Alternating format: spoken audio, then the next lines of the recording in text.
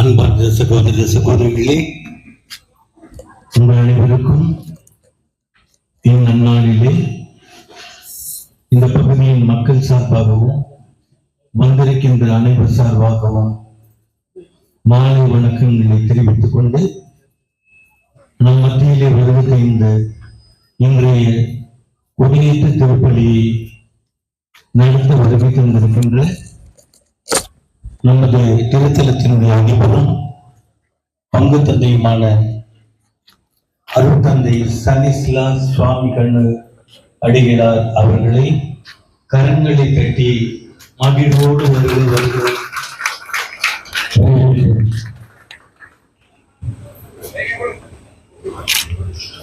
திருப்பலியின் முன்னுரை.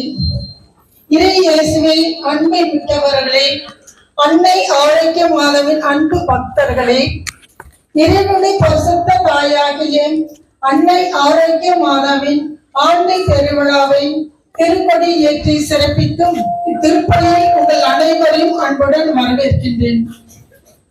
அன்னை ஆரோக்கிய மாதா தன் தாட்சியாலும் இறை நம்பிக்கையாலும் இறைவனுக்கு உகந்தவளாக விளங்கினார். அன்னை மரியாயின் பரிந்துரையால் நாம் அனைவரும் இறைவனின் அன்பை நிலைத்திருக்கவும் அவரது திருவிழப்படி வாழவும் கடமைப்பட்டுள்ளோம். இறைவனின் ஆசை பெற்று அவரது அருளை பெற்றிடவும் அன்னை ஆரோக்கிய மாதாவின் விழா எடுக்கவும் இத்திருப்பலியில் பங்கேற்க வந்துள்ள நாம் அனைவரும் அவர் சொல்வதெல்லாம் செய்யுங்கள் என்று கூறிய அன்னையின் அன்புக்கு கீழ்ப்படிந்து இறைவனுடைய வார்த்தையை கேட்டு அவருடைய போதனைகளை பின்பற்றி வாழ்கின்றோமா என்று சிந்தித்து பார்ப்போம். இனியாது வாழ முயற்சிப்போம். இத்திருவிழா திருப்பலியில் பங்கேற்கும் உங்கள் அனைவரையும் மீண்டும் ஒரு முறை அன்புடன் வரவேற்கின்றோம்.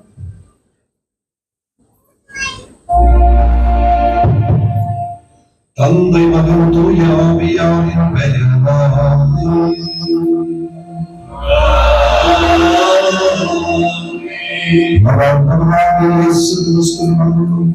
கடவுளின் அன்பும் தூய ஆவியாரின் நட்புறவும் உங்கள் அனைவரோடும் இருப்பதாக.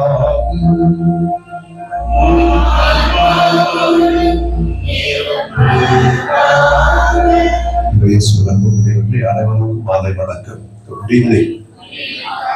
நாம் ஒரு கொண்டாட்டத்திற்காக வந்திருக்கிறோம். சும்மா ஒரு அப்படியே முகத்தெல்லாம் அப்படியே முன் வச்சுட்டு வரல, சந்தோஷமாக சிரித்து முகத்தோடு நாம் இந்த திருப்பலியில கலந்து கொள்வோம். லட்சக்கணக்கிலே மக்கள் வேளாங்கண்ணியில இந்த நேரத்திலே கொடியை ஏற்றி கொடுத்தாருன்னா தெரியல எனக்கு, அதுபடி ஏற்றி முடிச்சிட்டாங்களா, கொடுத்திருப்பார்கள். பெசன் நகரிலும் ஏற்றி கொடுத்திருப்பார்கள். என்று நம்முடைய பங்கிலே பல இடங்களிலே நாம் கொடியை ஏற்றினோம். அதாவது 10:30 மணிக்கு நம்முடைய திருத்தலத்திலே ஏற்றினோம். 11:30 மணிக்கு ஏகாங்கிபுரத்தில் தோமையார் பகுதியில் ஏற்றினோம். 12 மணிக்கு மங்களபுரத்தில் கொடியை ஏற்றினோம்.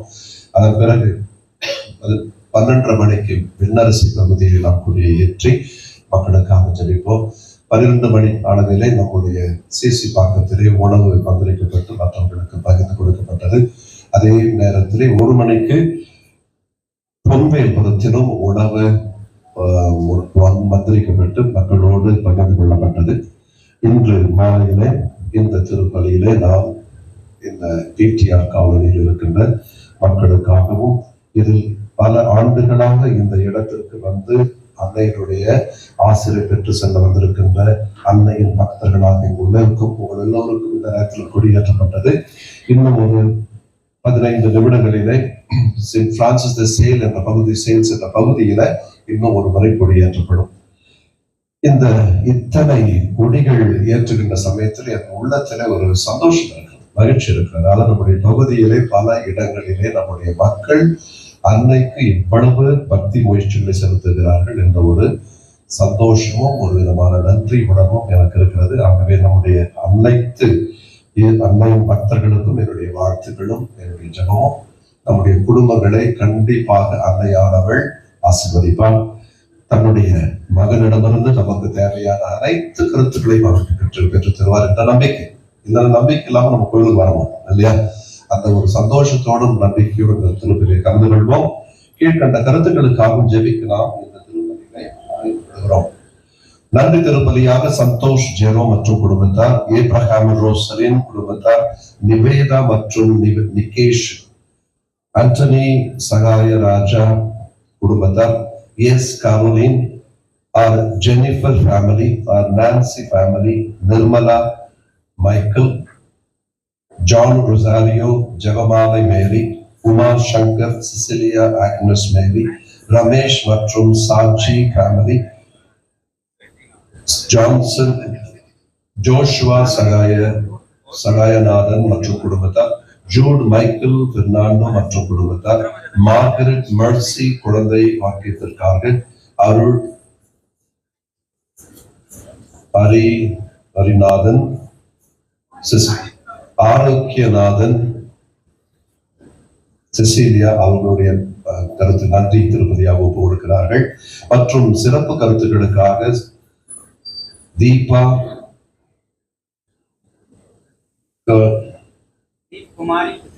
குமாரி அவர்களுடைய அதாவது உடல் நலம் விரைவாக தரப்பட வேண்டும் என்றும், அந்தோனி டெல்பி மற்றும் திருமதி புளோரா அரவிந்த் குடும்பத்திற்காக, ஹரிணி அகில் குழந்தை வரத்திற்காக, மகேந்திரா ராகுல் திருமண தடங்கள் நீங்க வேண்டும் என்பதற்காக, திவ்யம் மோனிகா சகாயராஜ் மற்றும் குடும்பத்தார், மற்றும் இறந்த ஆழ்வார்களுக்காக டி ஜான் லூயிசா மற்றும் ஜான் சேகர், அந்தோனி பிச்சை, மரிய வினோத், மரிய ரொசாரியோ, மாசில்லா குழந்தைகளுக்காக, மற்றும் ஜான்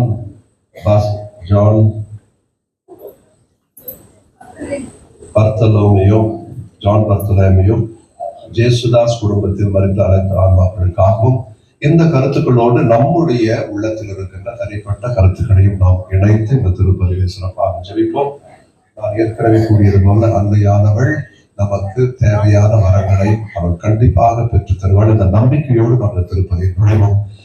அதற்கு தடையாக இருப்பது நம்முடைய குற்றம் குறைகள்.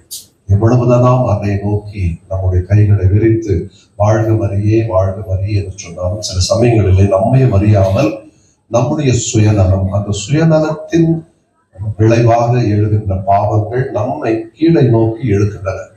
ஒரு படி மேல போனோம்னு சொன்னா 10 அடி நம்ம கீழே இருக்கு. அதான் நம்முடைய ஒரு வாழ்வு. அதனால இந்த நேரத்தில் நம்முடைய குற்ற குறைகள், பாவங்கள் அதற்கு தடையாக இருந்தால் மன்னிப்பு கேட்டு நல்ல தூய்மையான உள்ளத்தோடு இந்த திருப்பலியில் நுழைவோம். எல்லாம் வல்ல இறைவனிடமும் சகோதர சகோதரிகளை உங்களிடமும் நான் பாவி என்று ஏற்றுக்கொள்கிறேன்.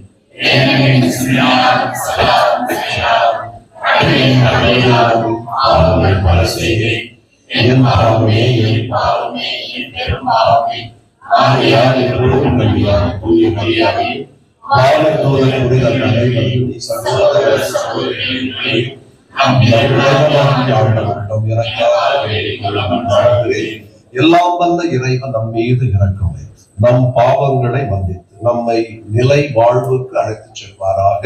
ஆமென்.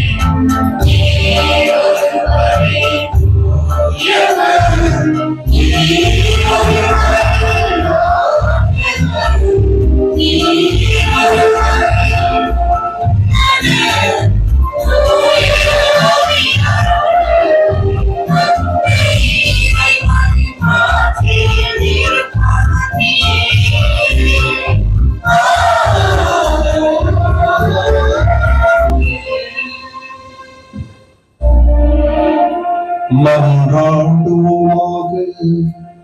ஆண்டவரை புனித கன்னி மரியா தம் திருமகனை பெற்றெடுத்து எங்கள் மீட்பின் தொடக்கமாயிருக்க செய்தீரே.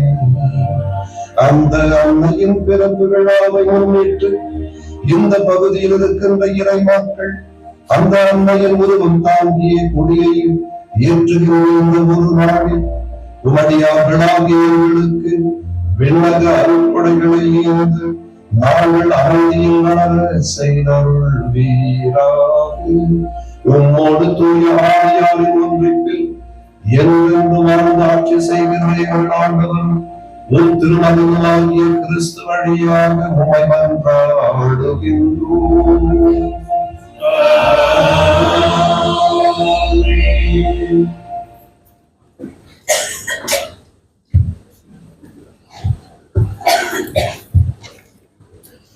முதல் வாசகம். ஆண்டவரில் நான் பெரும் மகிழ்ச்சி அடைவேன். இறைவாக்கினர் எசாயா நூலிலிருந்து வாசகம். அதிகாரம் 61, இறை வசனங்கள் 9-11 முடிய. என் மக்களின் வழிமரபினர் பிற இனத்தாரிடையும் அவர்கள் வழித்தோன்றல்கள் மக்களினங்கள் நடுவிலும் புகழடைவார்கள். அவர்களை காண்பவர் யாவரும் அவர்களை ஆண்டவரின் ஆசி பெற்ற வழிமரபினர் என ஏற்றுக்கொள்வார்கள். ஆண்டவரில் நான் பெருமகிழ்ச்சி அடைவேன். என் கடவுளில் என் உள்ளம் பூரிப்படையும். மலர் மாலை அணிந்த மணமகன் போலும் நகைகளால் அழகுபடுத்தப்பட்ட மணமகள் போலும் விடுதலை என்னும் உடைகளை அவர் எனக்கு உடுத்தினார். நேர்மை என்னும் ஆடையை எனக்கு அணிவித்தார். நிலம் முளைகளை துளிர்க்க செய்வது போன்றும் தோட்டம் விதைகளை முளைக்க செய்வது போன்றும் ஆண்டவராகிய என் தலைவர் பிற இனத்தார் பார்வையில் நேர்மையும் புகழ்ச்சியும் துளிர்த்தளச் செய்வார். ஆண்டவரின் அருள்வாக்கு.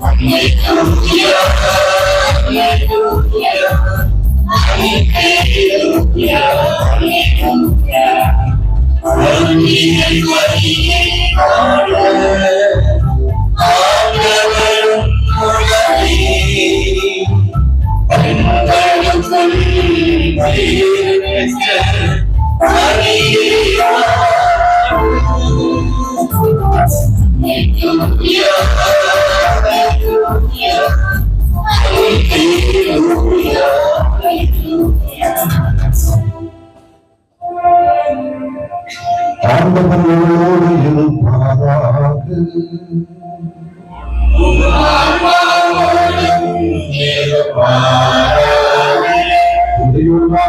நற்செய்தியிலிருந்து வாசகம்.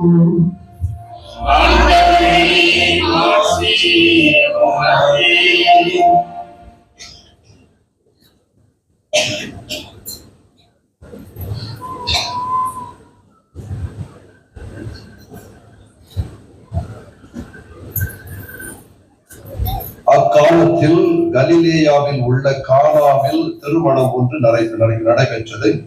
இயேசுவின் தாயும் அங்கு இருந்தார். இயேசுவும் அவருடைய சீடரும் அத்திருமணத்திற்கு அழைப்பு பெற்றிருந்தனர். திருமண விழாவில் திராட்சை ரசம் தீர்ந்து போகவே இயேசுவின் தாய் அவரை நோக்கி, திராட்சை ரசம் தீர்ந்து விட்டது என்றார். இயேசு அவரிடம், அம்மா, அதை பற்றி நாம் என்ன செய்ய முடியும்? எனது நேரம் இன்னும் வரவில்லையே என்றார். இயேசுவின் தாய் பணியாளரிடம், அவர் உங்களுக்கு சொல்வதெல்லாம் செய்யுங்கள் என்றார். யூதரின் தூய்மை சடங்குகளுக்கு தேவையான 6 கல் தொட்டிகள் அங்கே இருந்தன. அவை ஒவ்வொன்றும் 2-3 குடம் தண்ணீர் கொள்ளும். இயேசு அவர்களிடம், இத்தொட்டிகளில் தண்ணீர் நிரப்புங்கள் என்று கூறினார். அவர்கள் அவற்றை விளிம்பு வரை நிரப்பினார்கள். பின்பு அவர், இப்போது மொண்டு பந்தி மேற்பார்வையாளரிடம் கொண்டு போங்கள் என்று அவர்களிடம் கூறினார். அவர்களும் அவ்வாறே செய்தார்கள். பந்தி மேற்பார்வையாளர் திராட்சை ரசமாய் மாறியிருந்த தண்ணீரை சுவைத்தார். அந்த ரசம் எங்கிருந்து வந்தது என்று அவருக்கு தெரியவில்லை. தண்ணீர் கொண்டு வந்த பணியாளருக்கே தெரிந்திருந்தது. ஆகையால் பந்தி மேற்பார்வையாளர் மணமகனை கூப்பிட்டு, எல்லாரும் நல்ல திராட்சை ரசத்தை முதலில் பரிமாறுவர், யாவரும் விருப்பம் போல குடித்த பின் தரம் குறைந்த ரசத்தை பரிமாறுவர். நீர் நல்ல ரசத்தை இதுவரை பரிமாறாமல் ஏன் வைத்திருந்தீர் என கேட்டார். இதுவே இயேசு செய்த முதல் அரும் அடையாளம். இது கலிலேயாவில் உள்ள கானாவில் நிகழ்ந்தது. இதன் வழியாக அவர் தம் ஆட்சியை வெளிப்படுத்தினார். அவருடைய சீடரும் அவரிடம் நம்பிக்கை கொண்டனர். ஆண்டவரின் அருள் வாக்கு.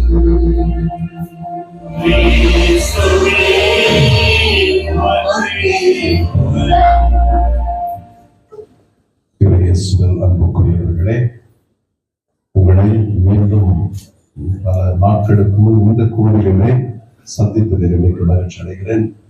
இந்த வார்த்தைகளை வேற எங்க பார்க்கிறீங்க? அதாவது, அவர் உங்களுக்கு சொல்வதெல்லாம் செய்யுங்கள் என்பதை எங்க பாக்குறீங்க? எங்க கேள்விப்படுறீங்க? ஆனா உங்களுக்கு இங்க எங்க கேள்விப்படுறீங்க, பாக்குறீங்க? எங்க மேல வச்சு அப்படியா? இங்க எங்க இல்ல? அது மேல வார்த்தைங்களா? எங்க என்ன சீனுங்க இருக்குது? எந்த ஒரு இது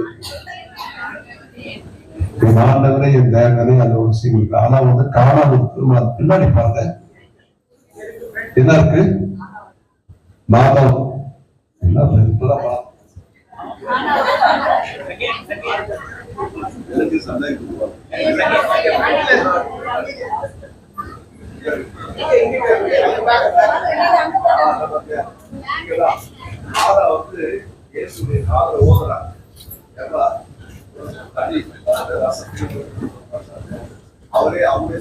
ஓகே,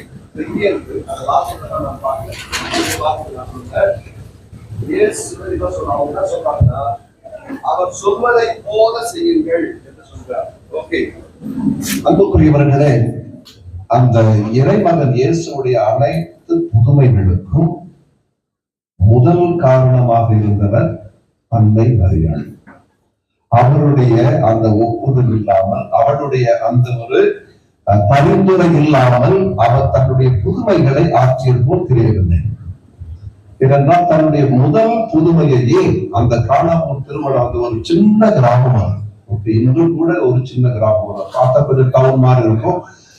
பல முறை அந்த இடத்துக்கு போயிட்டு வந்த எனக்கு ஒரு சந்தர்ப்பம் கிடைத்தது. யாரா போயிட்டு வந்திருக்கீங்களா? அந்த இடத்துல காணாமூர்ல 1, 2, 3, 4, 5 பேர் போயிட்டு ஒரு சின்ன இடம் தான், ரொம்ப பெரிய இடம் கிடையாது.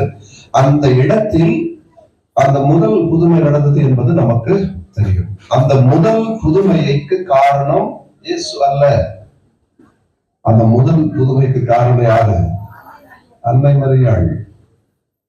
இதற்காகத்தான் நம்முடைய பாரம்பரியத்திலே, அதாவது கத்தோலிக்க கிறிஸ்துவ பாரம்பரியத்திலே அன்னைக்கு நாம் அத்தகைய ஒரு முக்கியமான இடத்தை கொடுக்கிறோம். அன்னையானவள் உண்மையிலேயே இயேசுவினுடைய அந்த ஒரு எதற்காக இந்த உலகத்திற்கு வந்தார், அவருடைய இறை ஆட்சி என்ன, அந்த இறையாட்சியை எவ்வாறு அவர் நிறுவ வேண்டும் என்பதை எல்லாம் ஒரு வேளை அந்த சின்ன ஒரு கிராமம் நசரேத்து கிராமத்துல அந்த அவனுடைய அந்த ஒரு குடும்பத்தில அவர் கற்றுக்கொண்டிருக்க வேண்டும். அவர் கண்டிப்பாக பழைய ஏற்பாட்டை கண்டிப்பாக கேட்டிருந்திருக்க வேண்டும். அதை கேட்டு மனப்பாடம் செய்திருக்க வேண்டும். அதெல்லாம் செய்திருப்பார். அது தவறு அல்ல. அதுல எந்த விதமான மாற்று கருத்தும் அல்ல. ஆனால் அவர் தன்னுடைய திட்டம் என்ன என்பதை முதல் முறையாக அன்னையினுடைய பரிந்துரையால் அவர் தோன்றுகிறார். இன்று நாம் அன்னையை நோக்கி ஜெபிக்கும் பொழுது அதைத்தான் நாம் செய்கிறோம். என்ன சொல்றோம்? மாதாவே, உன் மகனிடமிருந்து எங்களுக்கு இந்த ஒரு அருளை பெற்றுதான். எங்கள் ஒவ்வொரு குடும்பத்திலும் ஏதாவது ஒரு தேவை எங்களுக்கு இருக்கிறது. ஒவ்வொரு குடும்பத்திலும் அந்த தேவைகள் வித்தியாசமானவை, மாறுபட்டவை. அந்த ஒவ்வொரு தேவையையும் உங்களுடைய மகனிடமிருந்து எங்களுக்கு பெற்றுத்தாருங்கள் என்ற அந்த ஒரு ஆதங்கத்தோடு நாம் இங்க வந்திருக்கிறோம். ஆகவே அன்புக்குரியவர்கள், இந்த நேரத்தில அன்மையானவர்களிடம் நான் ஏற்கனவே சொல்லக்கூடிய ஏற்றதற்கு முன்னால அந்த அவளுடைய பரிந்துரையை நாம் நாடுவோம். ஏனென்றால் கானாவூ திருமணத்திலே இயேசு செய்த அனைத்து புதுமைகளுக்கும் ஒரு முன் உதாரணமாக இருந்த ஒரு புதுமை என்பது அந்த கானாவூ திருமணத்திலே அன்னையினுடைய பரிந்துரையால் நடந்த அந்த ஒரு புதுமைதான். அதற்கு மாற்று கருத்து கிடையாது. அது எல்லாம் சொல்றது, எல்லா நற்செய்தியாளர்களும் அதுக்கு ஒரு மாற்று கருத்தை தெரிவிப்பது இல்லை. இன்றைய நாளில் உங்களுக்கு நான் கொடுக்க விரும்பிய ஓரிரு கருத்துக்களை நான் பகிர்ந்து கொள்ள ஆசைப்படுகிறேன். ஏன்னா நீங்க எல்லாம் வேளாங்கண்ணிக்கு போறதுக்கு சான்ஸ் கிடையாது, பெசன்ட் நகர் போறதுக்கும் சான்ஸ் கிடையாது. ஏன்னா அங்க ஒரு பூசை வச்சிருந்தாங்கன்னா ஒரு நீளமான பிரசங்கத்தை நம்முடைய ஆயர்கள் வச்சிருப்பாங்க. நான் ஒரு சின்ன ஒரு உரையை, ஒரு சின்ன ஒரு குட்டி மறையுரையை, ஒரு 20 நிமிஷம் தான் ஒரு குட்டி மறையுரை நான் தர ஆசைப்படுகிறேன். முதல்ல, அன்னை நம்மை பக்தி முயற்சிகளிலிருந்து கொஞ்சம் அப்படியே தளர்ந்து கொஞ்சம் நம்மையே விடுவித்துக் கொண்டு, பக்தி முயற்சிகள் என்ன தெரியலையா? ஜெபமால சொல்றது, நவநாடு இருக்கிறது, ஊர் சந்தி இருப்பது, மாதாவுடைய திருத்தலங்களை எல்லாம் சென்று சந்திப்பது, அதிலிருந்து கொஞ்சமா எல்லாத்தையும் விட்டுவிடுன்னு சொன்னாங்க. அதிலிருந்து கொஞ்சமாக மாறி என்ன செய்யணும் அப்படின்னு அவங்க இருக்கான்னு சொன்னா, நாம் உண்மையான இயேசுவின் சீடர்களாக மாற வேண்டும். இதைத்தான் இன்று மரியாள் உங்களிடமும் என்னிடமும் சேர்ந்து கேட்டுக்கொள்வது.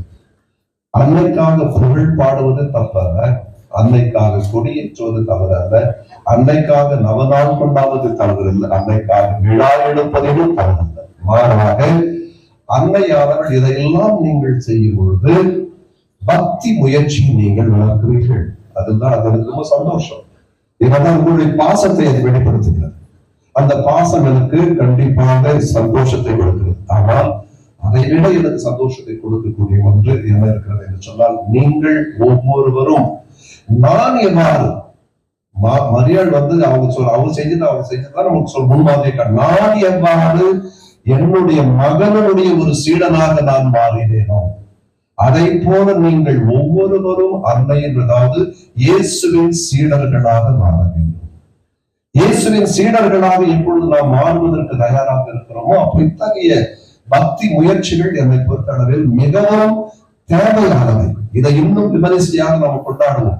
வரலாற்று திட்டமிட்டு இதற்காக பணம் செலவு செய்து, பொருள் செலவு செய்து இதை நாம் கொண்டாடுவோம். ஆனால் அந்த எதிலிருந்து மாற்றம் உணர்ந்த வெறும் அந்த பக்தி முயற்சிகளிலிருந்து இயேசுவின் சீடர்களாக, உண்மையான சீடர்களாக மாறுவதற்கு நாம் முயற்சி செய்வோம். அடுத்து, இன்று நம்ம எல்லோருக்கும் தெரியும், வேளாங்கண்ணிக்கு லட்சக்கணக்கில் மக்கள் செல்கிறார்கள். அந்த லட்சக்கணக்கில் சென்று கொடியை ஏற்றுகிறார்கள். சிலர் என்ன பண்ணுவாங்க, அந்த கொடியை பார்த்தாங்களோ இல்லையோ, மேல போய் அங்க போய் டச் பண்ண உடனே அந்த இடமே காலி ஆயிடுமா, யாருமே இருக்க மாட்டாங்க. கூட நான் பார்த்த மங்களபுரம் போயிட்டு நீங்க கொடியேற்ற சமயத்துல அந்த என்ன ஜெயலலிதா ஒரு மக்கள் கொஞ்ச நேரத்துல திரும்பி பின்னாசி பகுதிக்கு போய் கொடியேற்றிட்டு வராங்க. ஒருத்தர் கிடையாது, காக்கா குருவி கூட கிடையாது. அப்படின்னா என்ன அர்த்தம்? கொடி ஏற்கணும், அதை பார்க்கணும், அதை பார்த்துட்டு அப்படியே ஒரு பரவசப்படுறோம். கரெக்ட், ரொம்ப நல்லது. ஆனா அந்த பாரம்பரியம், இதுதான் நம்முடைய ட்ரெடிஷன். ஓகே, ஒவ்வொரு ஆண்டும் நம்ம இதை செய்கிறோம் இல்லையா? இது பாரம்பரியம். ஆனா அந்த பாரம்பரியத்திலிருந்து நாம் விடுபட்டு நாம் எதாக மாறணும்? நம் ஒவ்வொருவருக்கும் கொடுக்கப்பட்டுகின்ற ஒரு அழைப்பாக நாம் இதை பார்க்கணும். ஒவ்வொரு ஆண்டும் நமக்கு அன்னையானவள் ஒரு அழைப்பை இருக்கிறாள். கொடியேற்றுவது என்பது ஒரு பாரம்பரியம். ஆனால் அந்த கொடியேற்றுவதன் மூலமாக, ஜனநாயக சொல்வதன் மூலமாக, அந்த நவநாள் கொண்டாடுவதன் மூலமாக, அன்னையினுடைய திருவிழாவை நாம் கொண்டாடுவதன் மூலமாக நம்முடைய வாழ்க்கையை நாம் எப்படி மாற்றிக்கொள்வதற்காக கொடுக்கின்ற ஒரு அழைப்பு தான் இன்றைய நாளினுடைய அழைப்பாக நான் பார்க்கிறேன். இது ஒரு அழைப்பு, சும்மா ஒரு பாரம்பரியத்தை நான் கடைபிடிப்பது அல்ல. அதே சமயத்துல இன்று பல விதமான மக்கள் அந்த அன்னையினுடைய திருத்தலத்துக்கு செல்லும் பொழுது நாம் என்ன சொல்லுகிறார்? அன்னை நம்மை பார்த்து எனக்காக புகழ் அஞ்சலி நீங்கள் செலுத்துகிறீர்கள், வாழ்க மரியே என்று சொல்கிறீர்கள். எவ்வளவு ஒரு ஆதங்கத்தோடு நாம் சொல்றோம், சத்தமோடு சொல்லுவோம் இல்லையா? அந்த கொடி பாடல் அப்படியே புல்லரிக்கிற மாதிரி இருக்கும். எனக்கு அந்த பாடல் பாடும் பொழுது அதை இருக்கிறாருதான் எனக்கு முழுசும் பாட வச்சோம். அதாவது அந்த பாடலை கேட்டோம். அந்த பாடல் பாடி நாம் அந்த கொடியை ஏற்றும் பொழுது நமக்கு அந்த ஒரு உணர்வு இருக்கிறது. ஆனால் அன்னையானவள் என்ன சொல்லுகிறார்? அந்த உணர்வு ரொம்ப நல்லதுதான். ஆனா எது தேவை என்று சொன்னால், எந்த அளவுக்கு நீங்கள் என்னை பின்பற்றுகிறீர்கள், நான் எப்படி நடந்தேனோ, நான் எப்படி வாழ்ந்தது, அதை போல் நீங்கள் வாழ தயாராக இருக்கிறீர்களா என்று ஒரு அழைப்பை விடுக்கிறார். இதுதான் அன்னைக்கு நாம் காட்டுகின்ற உண்மையான பக்தி. நான் மற்றதெல்லாம் நான் குறை சொல்லல, தயவு செய்து தவறாக புரிந்து கொள்ள வேண்டாம். தொடர்ந்து உபவாசம் இருங்கள். சில சமயம்லாம் சனிக்கிழமை எல்லாம் உபவாசம் இருப்பாங்க. சிலர் கொடியேற்றத்துக்கு எவ்வளவு தினமே நடந்து போயிருக்காங்கல்ல, நம்ம பங்கு இருந்து ஏறக்குறைய 200 பேருக்கு போயிருக்கிறாங்க. இதெல்லாம் நல்லது, ரொம்ப நல்லது. உடம்புக்கு நல்லது, உடலுக்கு நல்லது, குடும்பத்துக்கு நல்லது. ஏதாவது ஒரு 15 நாள் 20 நாள் குடும்பத்துல சந்தோஷமாக இருப்பாங்க அவங்க அப்படின்னு ஒரு சூழல் உருவாக்கும். ஆனா அது முக்கியம் இல்லை. அன்னையானவள் நமக்கு கொடுக்கின்ற மிக உன்னதமான ஒரு கொடை. இது கஷ்டம், அது கொஞ்சம் ஈஸி. முதல்ல சொன்னா இல்லையா, அந்த பக்தி வச்சுட்டு கொஞ்சம் பெரிய ஈஸி. கோயிலுக்கு வர்றது, ஜெபம் சொல்றதெல்லாம் கொஞ்சம் ஈஸி. ஆனா எப்பொழுது நாம் அவளை பின்பற்றி அவளுடைய அந்த ஒரு முன்மாதிரியை பின்பற்றி நாம் வாழ துணிகிறோமோ, அதைத்தான் அன்னையானவள் நம்மிடம் எதிர்பார்க்க. இதை செய்வோம்.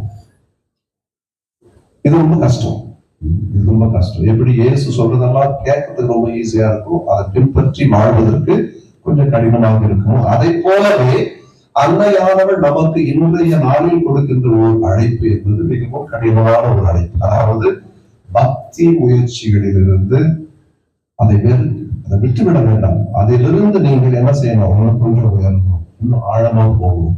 உங்களுடைய வாழ்க்கையை மாற்றி என்னுடைய வாழ்க்கை நீங்கள் பின்பற்றுங்கள் என்று அவள் கூறுகிறார். அப்படி என்று சொன்னால், முதல்ல இந்த அவளுடைய வாழ்க்கையை நாம் பின்பற்றி வாழ்கிறோம், அவளுடைய முன்மாதிரியை நாம் பின்பற்றி வாழ்கிறோம் என்று சொன்னால், அதனுடைய முதல் கருத்தாக நாம் பதிவு செய்ய விரும்புவது இதுதான். அதாவது அன்னையானவளிடம் நமக்கு இருக்கிற உதட்டளவிலே நாம் செய்கிற ஒரு ஜபங்கள், ஆங்கிலத்தில் சொல்வார்கள் சர்வீஸ். அதாவது வாழ்க வாழ்க அருளிறைந்த மரியே வாழ்க, திரும்பி திரும்பி திரும்பி திரும்பி சொல்வதுல ஒரு விதமான அமைதி நம்முடைய உள்ளத்தில் உருவாகுது. அது தப்பு. அதுல நான் ஒவ்வொரு முறையும் தூங்க போறதுக்கு முன்னாடி ரொம்ப டயர்டா இருக்கிற சமயத்தில் கூட அந்த ஜெபமாலை எடுத்துட்டு அப்படியே சுத்தி வந்துட்டு ஒரு ஜெபமாலை சொல்ற சமயத்துல ஒரு மன அமைதி நமக்கு கிடைக்கும். அது ஒண்ணுதான். ஆனால் அதை விட ஒரு நல்ல ஒரு முக்கியமான ஒன்றுதான் அன்னையானவள் கேட்கிறார். அதாவது உன்னுடைய மனத்தில் ஒரு மாற்றம் வேண்டும். இந்த உதட்டளவில் நீ செய்கின்ற ஜெபம் தேவையாக இருந்தாலும் அந்த ஜெபம் எங்க போகணும்? நம்முடைய உள்ளத்திற்கு போகணும், நம்முடைய இதயத்திற்கு போகணும். அங்க ஒரு மாற்றம் உருவாகும். அந்த ஜெபம் என்னுடைய உள்ளத்தை மாற்றுகிறதா? அதுதான் அன்னையானவள் இப்பொழுது நம்மிடம் கேட்கிறார். அதுதான் முதலில் நான் பதிவு செய்ய விரும்புவது. முதற்கணவில் நாம் சொல்கின்ற ஜபங்கள் நம்முடைய உள்ளத்தை மாற்றுகிறதா? என்னுடைய மனம் மாற்றத்திற்கு அது வித்திடுகிறதா? அதை எனக்கு ஒரு உந்து சக்தியாக இருக்கிறதா? அதை அன்னையை நான் விரும்புகிறேன். கண்டிப்பா உங்க போனவங்கிட்ட தான் ஏதாவது மாற சொல்லி அனுப்புறாங்கன்னா போயிட்டு இன்னும் ஒரு 10 ஜபமாலை சொல்லி சொல்ல மாட்டேன். 1500 ஜபம் சொல்ல ஜபமாலை சொல்லணும்னு சொல்ல மாட்டேன். சொல்ல அது சொல்லி அனுப்புவாங்க நினைக்கிறேன். நம்ம சொல்லலாம்னு செய்யணும். ஓகே, அம்மா சொல்லணும்னா கூட நம்ம செய்யப்போம். எதையாவது சொல்லி அனுப்புவாங்க, இதுதான் முதல்ல சொல்லியிருக்கேன், நீ போ, வீட்டுக்கு போ. வீட்டுல போயிட்டு ஒரு மனமாற்றம் உள்ளவனாக உன்னுடைய குடும்பத்திலே நீ வாழ்வதற்காக முயற்சி செய். இதுதான் அன்னையானவர் நம்மிடம் பணிந்து கேட்டுக்கொள்ளுகின்ற. இது நாம் செய்யணும் சொன்னா நம்முடைய அந்த பக்தி முயற்சிகளை இன்னும் ஆர்வம் இருக்கும், அது இன்னும் நல்லா செய்யும். ஜெபமாலையை கூட சும்மா அப்படியே ஃபாஸ்டா செஞ்சு முடிச்சிட மாட்டோம். அந்த ஜெபமாலையை ஒவ்வொரு வார்த்தைகளையும் நம்ம என்ன பண்ணுவோம், ரசித்து ருசித்து அதை தியானித்து நாம் அந்த ஜெபமாலையை சொல்லுவோம். அது எப்போ வரும், எப்பொழுது நாம் நம்முடைய மன மாற்றத்தோடு குடும்பத்திலே வாழ்கிறோமோ அந்த நேரத்தில் குடும்பத்தில் இருக்கின்ற எல்லோரையும் நாம் சேர்த்து கூட ஜெபமாலை சொல்லுவோம். அதுதான் அன்னையானவள் என்று நம்மிடம் கேட்டுக்கொள்கின்ற ஒன்றாக நான் பார்க்கிறேன். என்னன்னா அடுத்து அவர் என்ன சொல்லுவாங்க அப்படின்னு சொன்னா, நான் சொல்வதை நீங்க செய்ய தேவையில்லை, அவர் சொல்வதை நீங்கள் செய்யுங்கள். அதுதான் அன்னையனுடைய ஒரு விருது வாக்காக இருப்பதை நாம் பார்க்கிறோம். தன்மைக்காக தன்னுடைய புகழை உயர்த்துவதற்காக அவர் விரும்பப்பட்டிருந்தா இது போன்ற வார்த்தைகளை அவர் உச்சரிக்க வேண்டிய அவசியமே கிடையாது. அன்னையானவள் எப்போதுமே ஒரு பின்னணியில் இருப்பாங்க, ஒரு பேக்ரவுண்ட் இருப்பாங்க. அவங்க எப்போதும் முன்னாடி வந்துட மாட்டாங்க. தன்னுடைய மகனை முன் தள்ளுவாங்க. தன்னுடைய மகன் எதற்காக இந்த உலகத்திற்கு வந்தார் என்பதை அவர் சுட்டி காட்டுவார்கள். அதனால்தான் சில மாதங்களுக்கு முன்னால் நம்முடைய திருத்தலத்தில் நான் இந்த வார்த்தைகளை சொன்னேன். நீங்களும் நானும் இயேசுவை இந்த உலகத்திற்கு கண்டிப்பாக கொடுப்பதற்கு நாம் விருப்பப்பட்டாலும் அது நம்மால் செய்ய முடியாது. எங்க போய் நீங்க இயேசுவுக்கு புகழ், இயேசுவுக்கு நன்றி சொல்லுவீங்க. ஆனா யாருக்குன்னா போயிட்டு இயேசுவை பற்றி நம்ம பேசுவோம், நம்ம பேச முடியாது. ஆனால் லட்சக்கணக்கிலே இன்று வேளாங்கண்ணியிலே கூடியிருக்கின்ற அந்த பல மதங்களை சார்ந்த மக்களுக்கு அந்த அன்னையின் திருவிழாவின் பொழுது, கொடியேற்ற அந்த ஒரு நிகழும் பொழுது இயேசுவனுடைய வார்த்தைகள் அங்கு அவர்களுக்கு கொடுக்கப்படுகிறது. இயேசு யார்? இப்பொழுது நான் எப்பொழுது உணவு பேசிக் கொள்கிறேனோ அதை போல கண்டிப்பாக இருக்கின்ற ஆய்வுகள் தங்களுடைய மறைமுறைகளிலே இவ்வாறு கண்டிப்பாக இயேசுவை பற்றி பேசுவார்கள். அன்னையை பற்றி மட்டும் பேச மாட்டார்கள். அன்னையானவர்கள் எப்பொழுது எப்படி நம்மை இயேசுவிடம் கொண்டு செல்கிறார்? எந்த ஒரு மாதா பக்தி, மரியன்னை பக்தி நம்மை இயேசுவிடம் கொண்டு செல்லவில்லையோ அந்த ஒரு மரியாள் பக்தியை நாம் ஒரு கேள்விக்கு உட்படுத்த வேண்டும். சரியா? ஒரு மாதிரி பார்க்கிறீங்க, என்னடா இந்த சாகர நம்மள வித்தியாசமா சிந்திக்க சொல்றாங்க. இது உண்மை, இதுதான் என்ன அர்த்தம். ஆகவே என்னுடைய இதை ஞாபகத்தில் வச்சு, எந்த மரி அன்னை பக்தி என்னை இயேசுவிடம் கொண்டு செல்லவில்லையோ அந்த பக்தியை நாம் கேள்விக்கு உட்படுத்தினாங்க. இல்லைன்னா நான் கொஞ்சம் மாற்றிக்கணும். அதுல ஏதோ ஒரு தூய்மை இருக்கிறது, சும்மா ஒரு வாடிக்கையாக விட்டு வெற்று ஒரு சடங்காக மாற்றிவிட்டு என்னதான் அர்த்தம். அதுதான் உங்களுக்கு நான் முதலில் இன்று பதிவு செய்ய ஆசைப்படுகிறேன். இரண்டாவதாக, நாம் எப்பொழுதுமே அன்னையிடம் நம்முடைய தேவைகளுக்காக வந்தார்கள் இல்லையா? அதுதான் சரி. நம்ம எல்லாரும் மனிதர்கள், பலவீனம் உள்ளவர்கள், பல நிலைகளிலே நாம் தொய்ந்து போயிருக்கிறோம். நம்முடைய வாழ்க்கையிலே ஏற்று தாழ்வுகள் இருக்கு, வீடு மன்னர்கள் இருக்கு. அதுல இருந்து நான் மேல வரணும்னு சொன்னா அன்னையினுடைய அந்த பரிந்துரை தேவை. அதற்காகத்தான் போற சமயத்துல எல்லாம் ஏதாவது ஒரு என்ன பண்ணுவோம், ஒரு கருத்து நம்மளுடன் இருக்கு. அன்னையே எங்களுடைய குடும்பத்துல எங்களுடைய வீட்டில் இருக்கின்ற அந்த பண தொல்லை தீர வேண்டும். என்னுடைய வீட்டில் இருக்க அந்த இளைஞர்கள் இளம் பெண்களுக்கு ஒரு நல்ல வேலை வாய்ப்பு தரப்பட வேண்டும். என்னுடைய குடும்பத்தில் பொருளாதாரத்தில் நான் கொஞ்சம் உயர வேண்டும். அல்லது என்னுடைய குடும்பத்திலே இருக்கின்ற இளையர் பெண்களுக்கு நல்ல ஒரு பலம் கிடைக்க வேண்டும். உடல் நலம் இல்லாத எங்களுடைய வீட்டிலே பலவிதமான அந்த கேன்சர் நோய், இதை போன்ற நோய்களால் கஷ்டப்பட்டு இருக்கின்ற முதியோர்கள் மற்றும் எல்லோருக்கும் நல்ல உடல் நலம் தர வேண்டும் என்று நாம் அவர்கள் ஜெபிக்கிறோம் இல்லையா? அது தவறா? கண்டிப்பா தவறல்ல. மனிதர்களாக நாம் நம்முடைய அந்த பலவீனத்தில் இருந்து எழுகின்ற அந்த விண்ணப்பங்களை கண்டிப்பாக சொல்ல வேண்டும். அதுக்காக தான் நம்ம வரோம். அதுக்காக நம்ம நம்பிக்கையாக பண்பாட்டு அது தேவை. ஆனால் இப்பொழுது அன்னையினுடைய இந்த திருவிழாவுக்காக நாம் தயார் செய்கிறோம், குடியேற்ற நாளுக்காக வந்திருக்கிறோம்.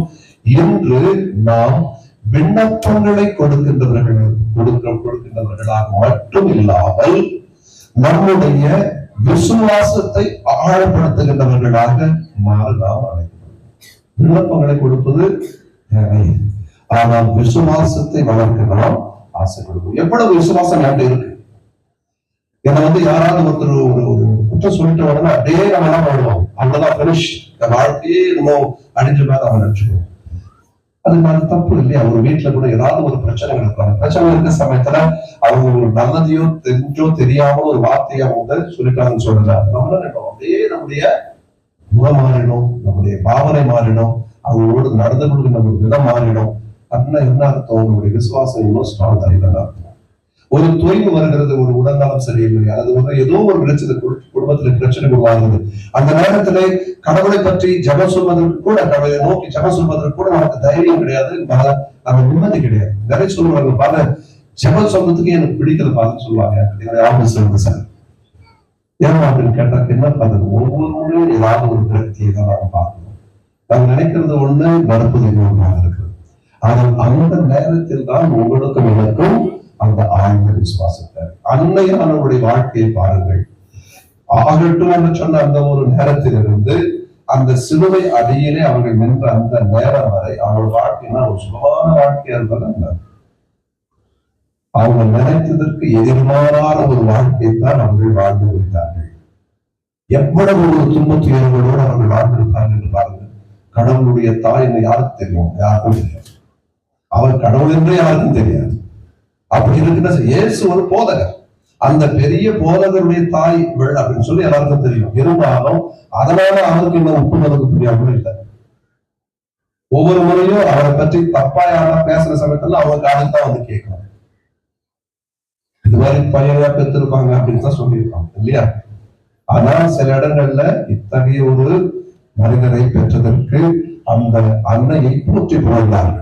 ஆகவே அன்புக்குரியவர்களே, அன்னையினுடைய வாழ்க்கையை நாம் பார்ப்பது இன்பங்களும் துன்பங்களும் பல நெருக்கடிகளும் நாம் ஒவ்வொருவரும் நம்முடைய வாழ்க்கையில எதிர்கொள்கிற நெருக்கடிகளை போல அவளும் இந்த நெருக்கடிகளை தாங்கி கடந்து அதை வாழ்ந்தார்.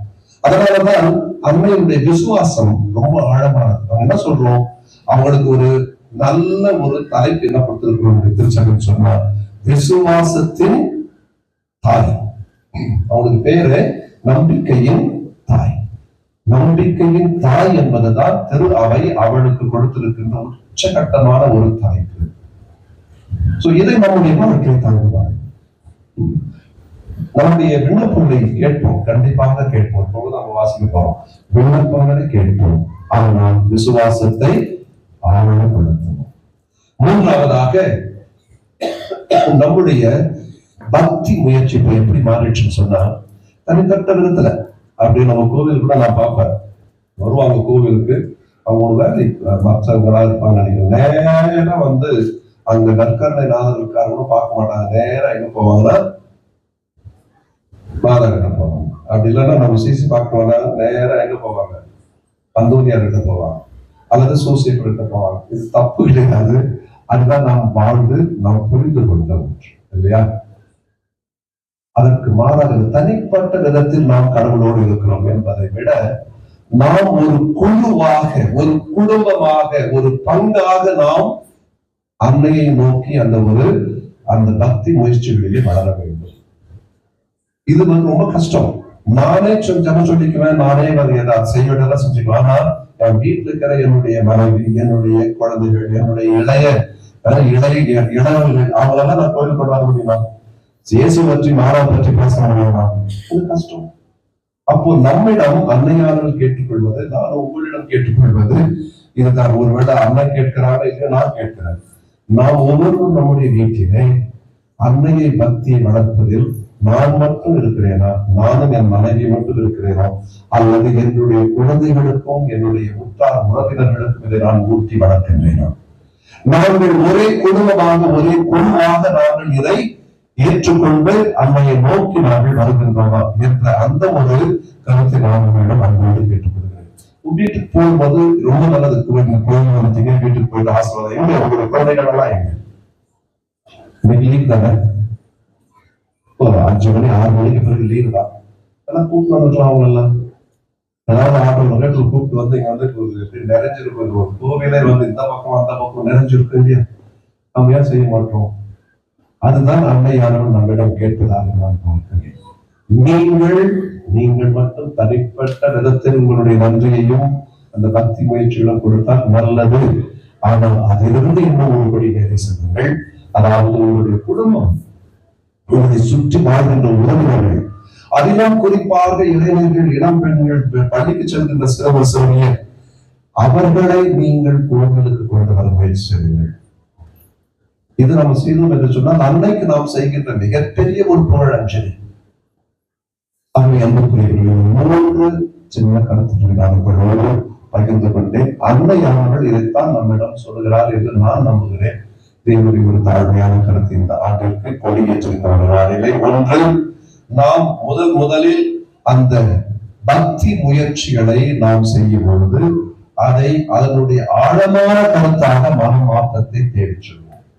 இரண்டாவதாக, முதற்கனவில் நாம் செய்கின்ற அந்த ஒரு ஜபம் நம்மை ஆழமான ஒரு விசுவாசத்திற்கு அழைத்து செல்ல வேண்டும்.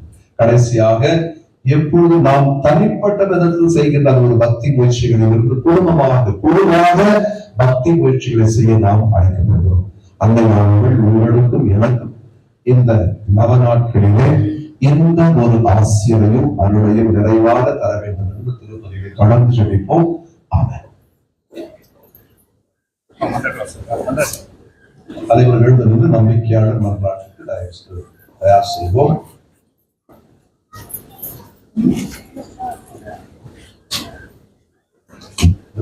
திருப்பதியிலே கீழ்கண்ட குடும்பங்களுக்காக ஜெபிப்போம். நாசர் குடும்பத்தினர் கிருத்திகா, பசுபதி சுகப்பிரசவம் நடைபெறுவதற்காக ஜஸ்டின் மற்றும் ஜிஷ்ணு நன்றி திருப்பதியார். உங்கள் மதில் ஆண்டவரை எங்கள் மன்றாட்டை கேட்டருளும். அன்பு தந்தையே இறைவா, எம் அன்னையாம் திரு அவையை வழிநடத்தும் திருத்தந்தை, ஆயர்கள், குருக்கள் மற்றும் துறவரத்தார் அனைவரும் உம் அன்பின் ஆட்சியை உலகில் உருவாக்க எடுக்கும் முயற்சிகள் அனைத்தும் வெற்றி பெறவும், எம் பங்கு தந்தையர்கள் முன்னெடுத்து செல்லும் பாதையில் ஏற்படும் தடங்கல்கள் மற்றும் துன்பங்களில் உம் உடனிருப்பை தந்து அவர்களை வலுப்படுத்தவும் வேண்டும் என்று இறைவா உம்மை மன்றாடுகிறோம். வாழ்வு தரும் வல்லலே இறைவா, எங்கள் வாழ்க்கையில் நாங்களும் அன்னை மரியாதை போல் தாழ்ச்சியுடனும் இறை நம்பிக்கையுடனும் அவரது வழியை பின்பற்றி உமக்கு பிரியமானவர்களாக வாழவும் உமது ஆவியை பொழிந்திட வேண்டும் என்று இறைவா உம்மை மன்றாடுகிறோம்.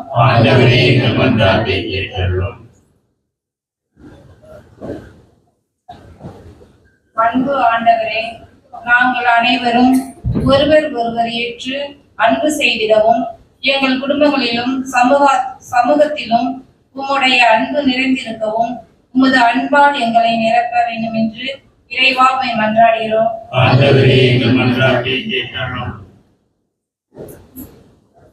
ஒளியான தெய்வமே, கத்தோலிக்க குடும்பங்களில் குடும்ப ஜெபமாலை பக்தி வளரவும், இளையோர் சிறியோர் இறை நம்பிக்கையிலும் விசுவாசத்திலும் உறுதியாக நிலைத்து நிற்கவும், இறை அழைத்தல்கள் பெருகவும் வரம் தர வேண்டும் என்று இறைவா உம்மை மன்றாடினோம். நம்முடைய தனிப்பட்ட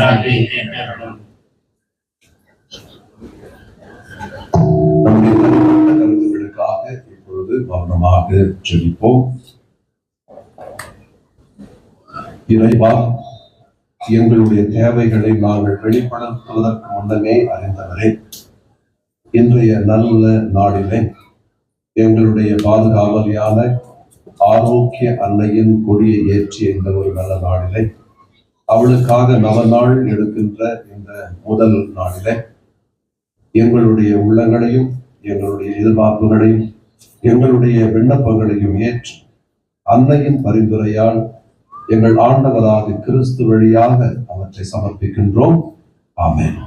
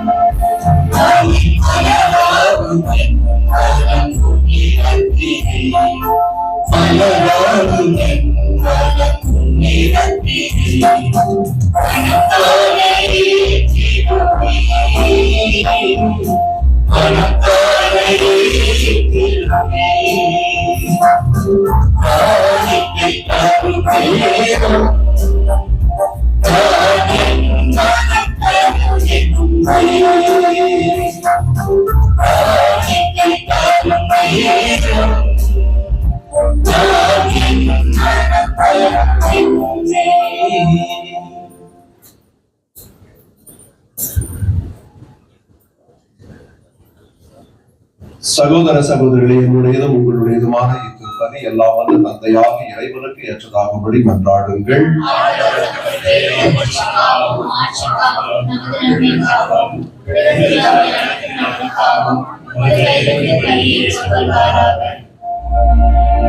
ஆண்டவரே, மனிதனானவும் ஒரே திருமகன் எங்களை ஆதரிப்பாராக.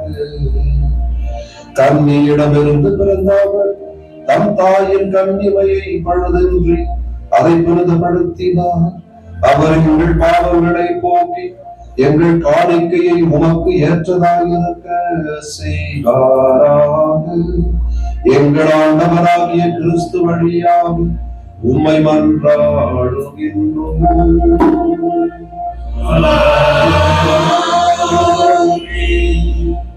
ஆண்டவர் உங்களோடு இருப்பாராக.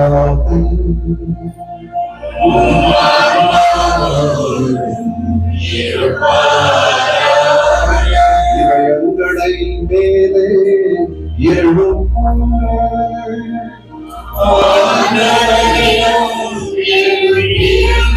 நம் இறைவனாகிய ஆண்டவருக்கு நன்றி கூறுவோம்.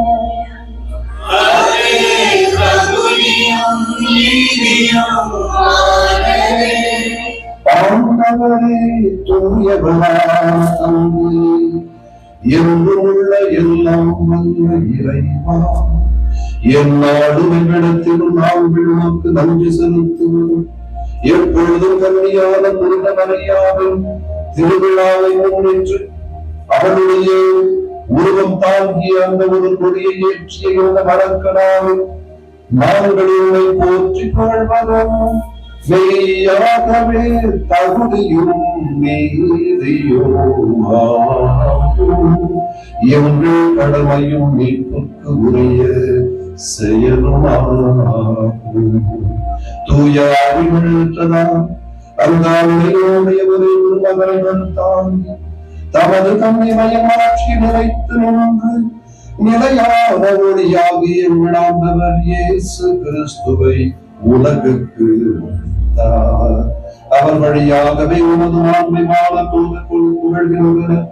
தலைமை தாழ்வுமையால் வழிபடுகின்றன.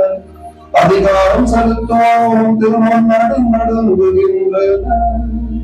வானங்களும் அவற்றில் உள்ள ஆற்றல்களும் சேராபீன்களும் ஒன்று கூடி அக்களித்து கொண்டாடுகின்றனர். அவர்களோடு எவ்வளவு சேர்த்துக் கொள்ளுவார். நாங்கள் உமை தாழ்மையுடன் இறங்கி புகழ்ந்து பாடுவதாவது.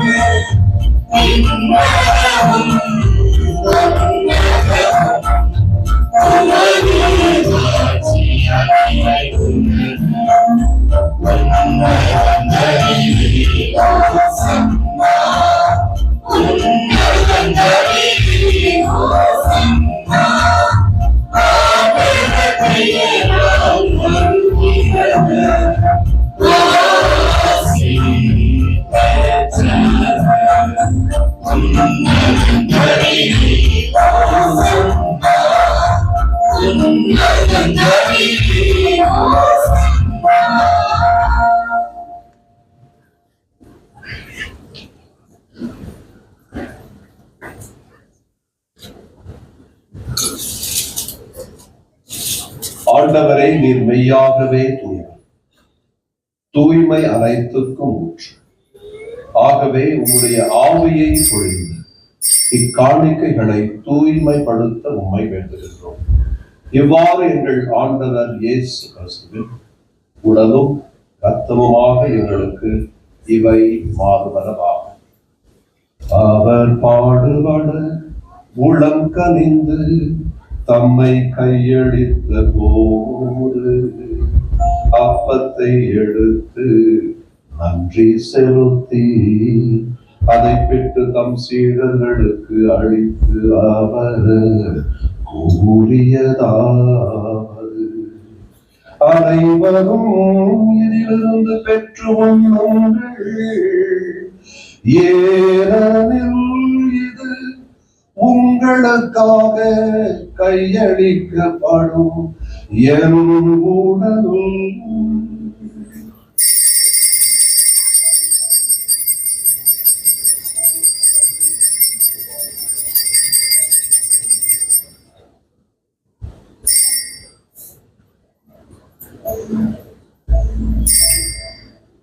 அவ்வண்ணமே இரவு விருந்தை அருந்திய பின் கிண்ணத்தையும் எடுத்து மீண்டும் உமக்கு நன்றி கூறி தம் சீடர்களுக்கு அளித்து அவர் கூறியதாவது, அனைவரும் இதிலிருந்து பெற்று பருகுங்கள்,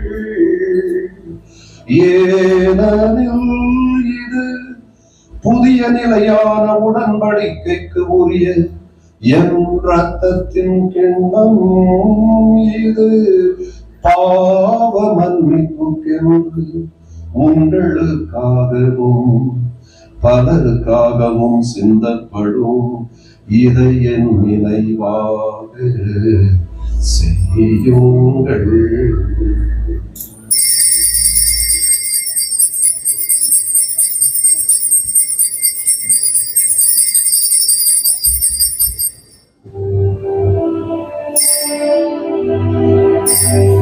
நம்பிக்கையும் மறைபொருள். ஆண்டவரே, நீர் சர்வமும் உமது இரட்சியை அறிக்கையிடுகின்றோம். உமது உயிர்ப்பினையும் எடுத்துரைக்கின்றோம்.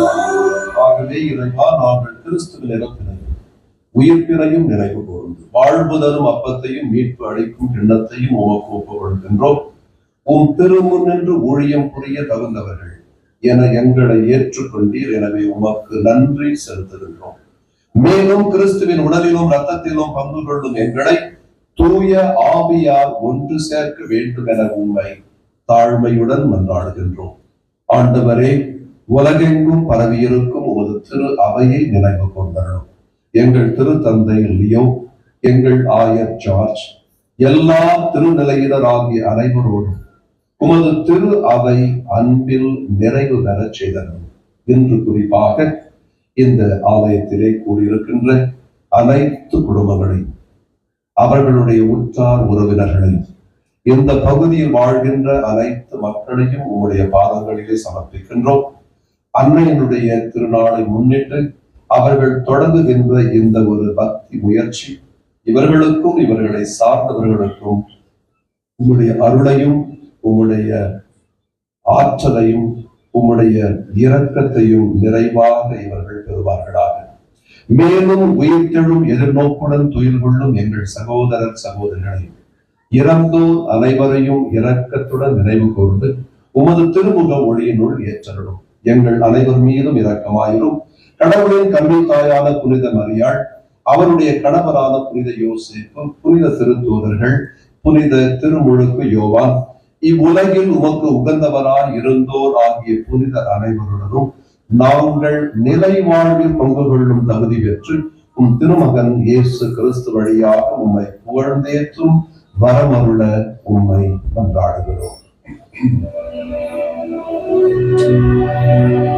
இவர் வழியாக இவரோடு இவர் எல்லாம் வல்ல இறைவனாகிய தந்தையே தூயாவியாரின் ஒன்றிற்கு எல்லா புகழும் மாற்றியும் என்றென்றும் உமக்கு உரியதே.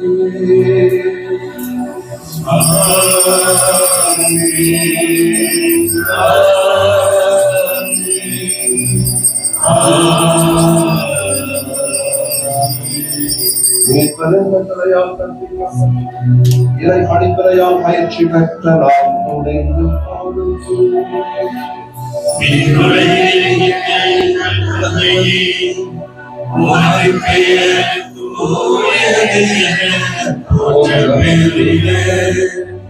உமது ஆட்சி வருக, உமது திருவுளம் நிறைவேறுவது போல மண்ணுலகிலும் நிறைவேறுக. எங்கள் அன்றாட உணவை இன்று எங்களுக்கு தாரும். எங்களுக்கு எதிராக குற்றம் செய்வோரை நாங்கள் மன்னிப்பது போல எங்கள் குற்றங்களை மன்னியும். எங்களை சோதனைக்கு உட்படுத்தாதேயும். எங்களை விடுவித்தருளும். ஆண்டவரே, தீமை அனைத்திலிருந்தும் எங்களை விடுவித்து எங்கள் வாழ்நாளில் அமைதியை கனிவுடன் அருள உம்மை வந்தாடுகின்றோம். உமது இரக்கத்தின் உதவியால் நாங்கள் பாவத்திலிருந்து எப்போதும் விடுதலை பெற்று யாதொரு வீணான கலக்கமும் இன்றி நலமாயிருப்போமாக. நாங்கள் இது நோக்கியிருக்கும் பேரின்பத்துக்காகவும் எம் மீட்பராகிய இயேசு கிறிஸ்துவின் வருகைக்காகவும் காத்திருக்கின்றோம். ஆட்சியும் வல்லமையும் உமதே. ஆண்டவரே இயேசு கிறிஸ்துவை அமைதியை உங்களுக்கு விட்டு செல்கின்றேன், என் அமைதியை உங்களுக்கு அளிக்கின்றேன் என்று உம் திருத்தூதர்களுக்கு முடிந்தீரே. எங்கள் பாவங்களை பாராமல் உமது திரு அவையின் நம்பிக்கையை கண்ணோக்கி உமது திருமுழத்திற்கு ஏற்பதற்கு அமைதியையும் ஒற்றுமையையும் அளித்தருள்வீராக. என்றென்று வாழ்ந்து ஆட்சி செய்கின்றவர் நீரே.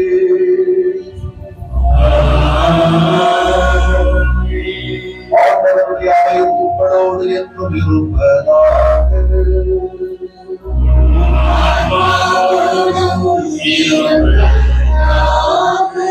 ஒருவர் ஒருவருக்கு இன்பத்தோடு அமைதியை பகிர்ந்து கொள்வோம்.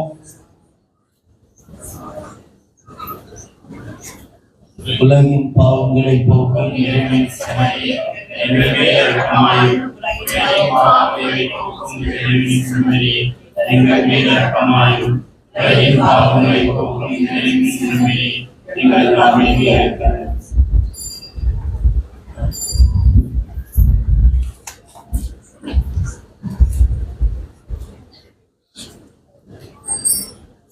ஆண்டவரே இயேசு கிறிஸ்துவை நாங்கள் உட்கொள்ளும் திருவுடனும் திருரத்தமும் எங்களை நீதி தீர்ப்பு தண்டனைக்கு உள்ளாக்காமல் முது பரிவருக்கத்தால் எங்கள் மனதுக்கும் உடலுக்கும் பாதுகாப்பாகவும் நலமளிக்கும் அருமருந்தாகவும் எழுப்பலாம்.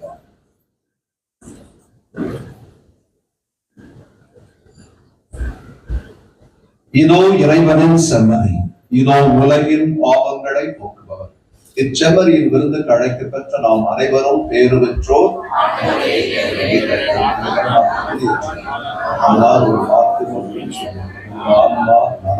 கிறிஸ்துவின் திருவுடலும் திரு ரத்தமும் நம்மை காத்து நிலை வாழ்வு அளிப்பதாக.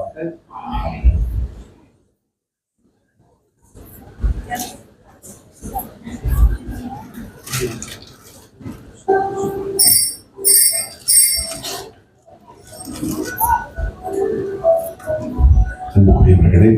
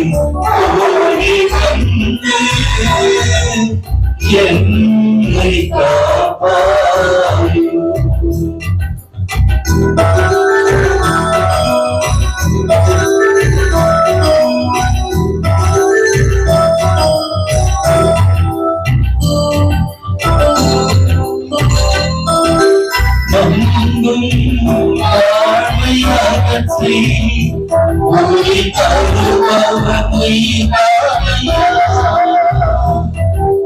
மனதில் அமைதி கொண்ட வழியருள்பவன் நீரானையா. வாழ்வையகற்றி ஒளி தருபவன் நீரானையா. அமைதி கொண்ட வழியருள்பவன் நீரானையா. உன்னை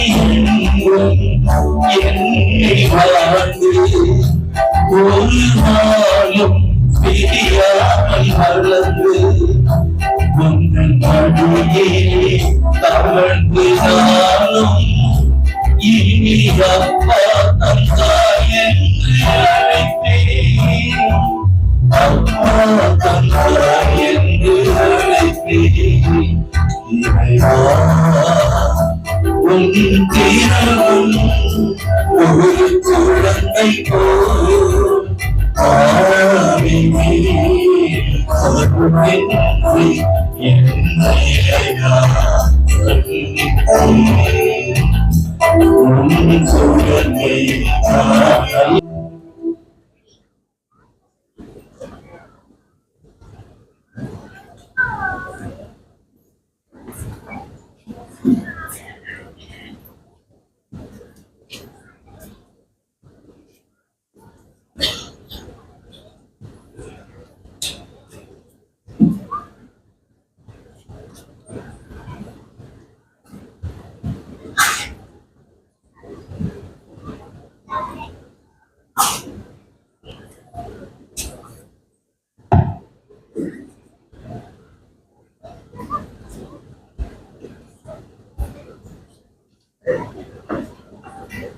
இன்றைய நாளிலே இந்த சிற்றாலயத்தினுடைய கொடியேற்று விழாவிலே சிறு மந்தையாக இருந்தாலும் கூட வெகு சிறப்பான முறையிலே நேர்த்தியோடு நாம் இன்றைய நாளை சிறப்பித்தோம்.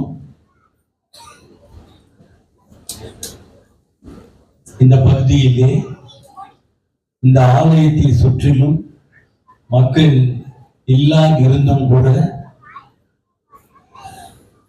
இந்த ஆலயத்திற்கு வேண்டிய அனைத்து பணிகளையும் வெகு ஆர்வமாக முன்னெடுத்து செய்து கொண்டிருக்கின்ற அன்னையினுடைய ஆர்வலர்கள் ஒவ்வொருவருக்காகவும் நாம் நன்றி சொல்வோம். சிறப்பாக இந்த ஆலயத்திற்காக அனுதினமும் உழைத்துக் கொண்டிருக்கின்ற அப்ரின்ராஜ் என்கின்ற எட்வின், பால்ராஜ், அமுல்ராஜ், அருள்ராஜ், இன்னும் பேர் நீண்டு கொண்டு போகும். ஆனால் இவர்கள்தான் இந்த ஆலயத்திலே எப்போதுமாய் இருந்து இந்த விழாவிற்கான ஏற்பாடுகளை செய்து கொண்டிருக்கின்றார்கள். சிறப்பாக எலக்ட்ரிஷியன் வேலை அனைத்தையும் திருவாளர் பாபு அவர்கள் இணைந்து நடத்தி கொண்டிருக்கின்றார்கள். அவர்களுக்கும் நன்றி. இன்றைய நாளிலே நம்முடைய அன்னையின் கொடியேற்ற விழாவை கொடியேற்றி மகிழ்வோடு நல்ல முறையிலே நமக்கு திருமறை செய்தியை பகிர்ந்து கொண்ட நம் திருத்தலத்தினுடைய அதிபரும் பங்கு தந்தையுமாக இருக்கின்ற அருட்தந்தை சனிஸ்லாஸ் சுவாமி கண்ணன் அவர்களுக்கு மீண்டும் ஒரு முறை நாம் நன்றியை தெரிவித்து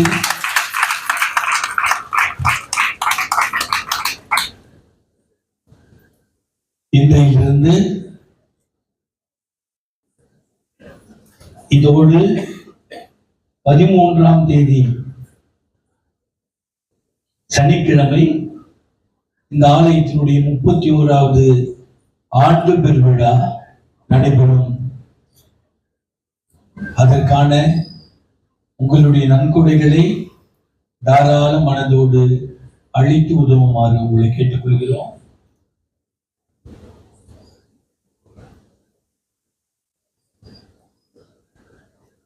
நாளை மாலை 6 மணிக்கு 6:30 மணிக்கு ஜெபமாலையும் அன்னைக்கு மன்றாட்டு மாலையும் சிறப்பிக்கப்படும். ஆகவே விருப்பு கொண்டவர்கள் கலந்து கொள்ள வேண்டும் என்ற நோக்கத்தோடு இந்த நவநாள் பக்தி முயற்சி நிகழ்ச்சியிலே கலந்து கொள்ளும்படியாக உங்களை அன்போடு கேட்டுக்கொள்கிறோம், அழைக்கிறோம். இன்றைய நாளை சிறப்பித்த மரியாயின் சேனையாளர்களுக்கு நம்முடைய நெஞ்சார்ந்த நன்றியை தெரிவித்துக் கொள்வோம். செப்டம்பர் மாதம் 8ஆம் தேதி திங்கட்கிழமை நமது மரிய அன்னையின் பிறந்த நாள் பெருவிழா.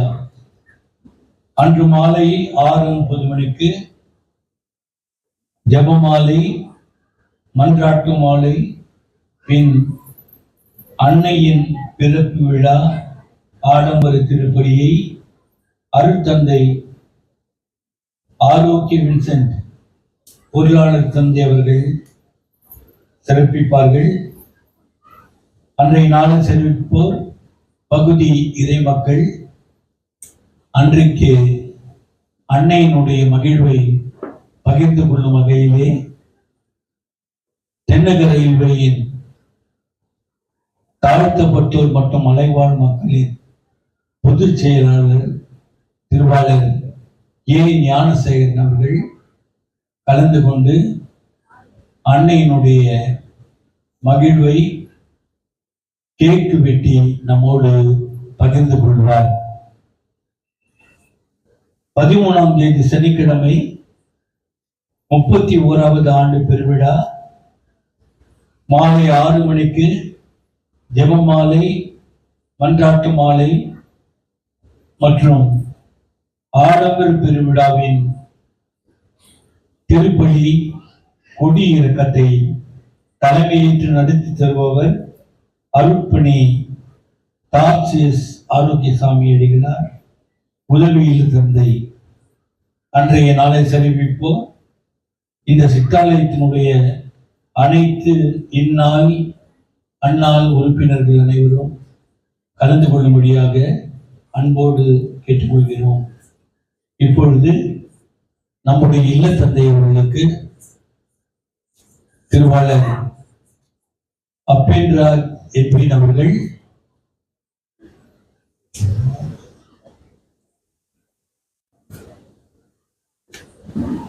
திருவாளர் பாபு அவர்கள் தந்தை அவர்களுக்கு பொன்னாடை அணிவிப்பார். அடுத்ததாக சகோதரர் சகாயராஜ் அவர்கள் தந்தைக்கு இந்த கதராடையை அணிவித்து நம்முடைய நன்றியை நாம் பகிர்ந்து கொள்கிறோம்.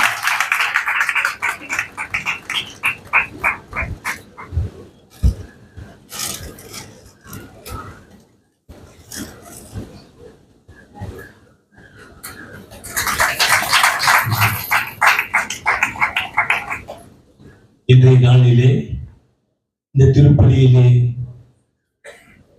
பாடல்களை பாடி மகிழ்வுக்கு கலந்து கொண்ட திருத்தலத்தில் இருந்து வந்திருக்கின்ற சகோதர சகோதரிகள் அனைவருக்கும் நம் அனைவர் சார்பாக நன்றியை தெரிவித்துக் கொள்வோம். நன்றி, வணக்கம்.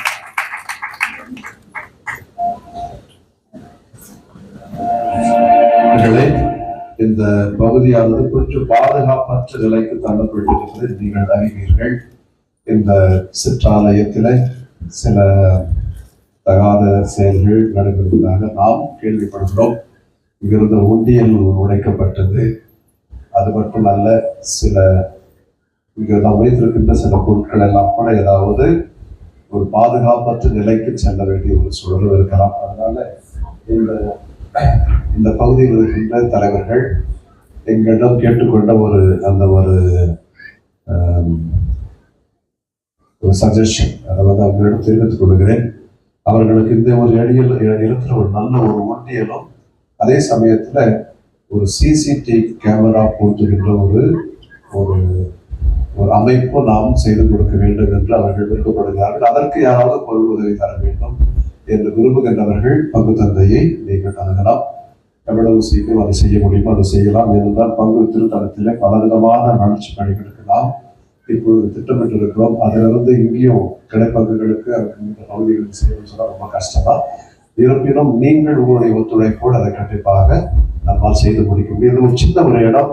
இங்க யாருமே இப்ப இல்லாத ஒரு காரணத்தினால் இது பாதுகாப்பு நிலைக்கு தள்ளப்பட்டிருக்கு. அதான் ஒரு காரணம். அதற்காக கண்டிப்பா ஒரு சிசிடிவி கேமரா பொறுத்தினால் நன்றாக இருக்கும் என்று அவர்கள் விரும்புகிறார்கள். நான் அந்த ஒரு விருப்பத்தை நான் கண்டிப்பாக ஆதரிக்கிறேன். அதனால அதற்கு தேவையான பொருள் உதவி உங்களால் செய்ய முடிந்ததை நீங்க செய்யுங்கள். மீதியை பங்கு தடம் அதை செய்யும். ஓகே, ஏதாவது செய்யணுமா?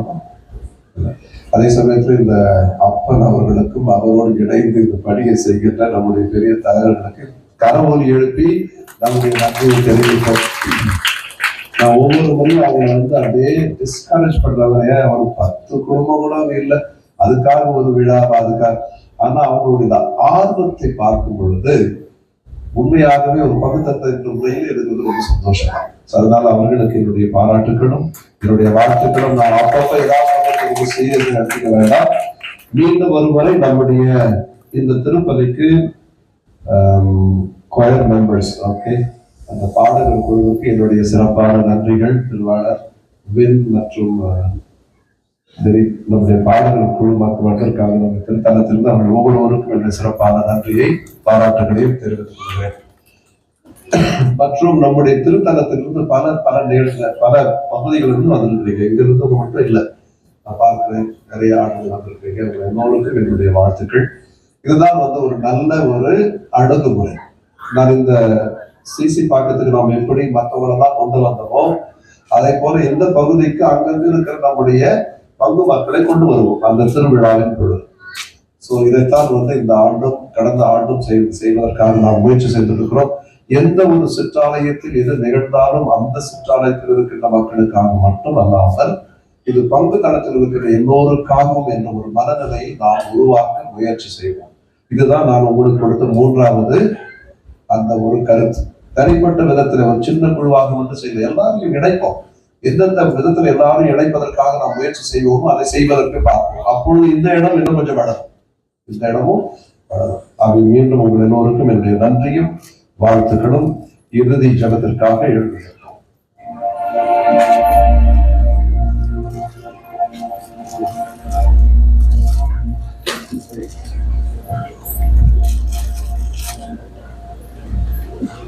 ஜபத்திற்கு முன்பாக தந்தை அவர்கள் அனுமதியோடு திருவாளர் கோடி அற்புதராஜ் அவர்களுக்கு நம் அனைவர் சார்பாகவும் நன்றியையும் பாராட்டுகளையும் தெரிவித்துக் கொள்வோம்.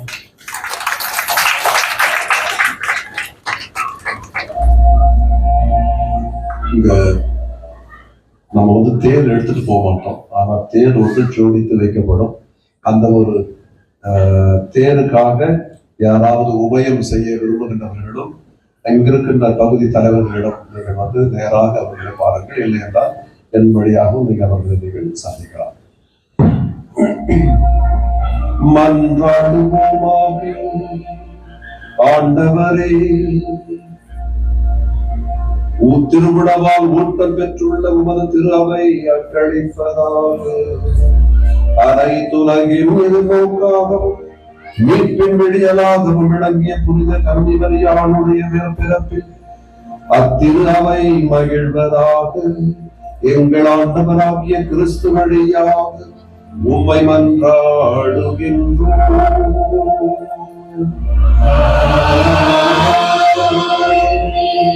கடைசி ஆசிரியருக்கு முன்னால் இந்த ஒவ்வொருத்தரும் வந்து சாட்சியம் சொல்லுவாங்கல்ல, அந்த மாதிரி நான் இன்றைக்கு சாயங்காலம் என்னால் பூச வைக்க முடியுமா என்ற ஒரு சந்தேகத்தில் இருந்து எனக்கு ரெண்டு மூணு நாளாக ஒரு விதமான ஜுரமும் ஒரு விதமான சளியும் ஒன்று சேர்ந்து பேசுறதுக்கு கூட கொஞ்சம் கஷ்டப்பட்டு இருந்தேன். இன்னைக்கு பார்த்தாக்கா எல்லாமே எல்லாம் ஓடி போச்சு மாதிரி இருந்து. அதனால மாதாவுக்கு நன்றி, கடவுளுக்கு நன்றி, உங்களுடைய ஜபத்திற்கும் நன்றி. ஆண்டவர் உங்களோடு இருப்பாராக.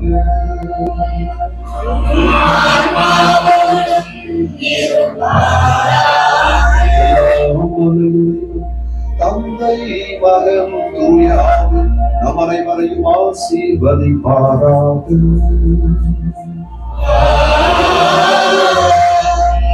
சென்று வாருங்கள், திருப்பலி நிறைவு பெற்றது.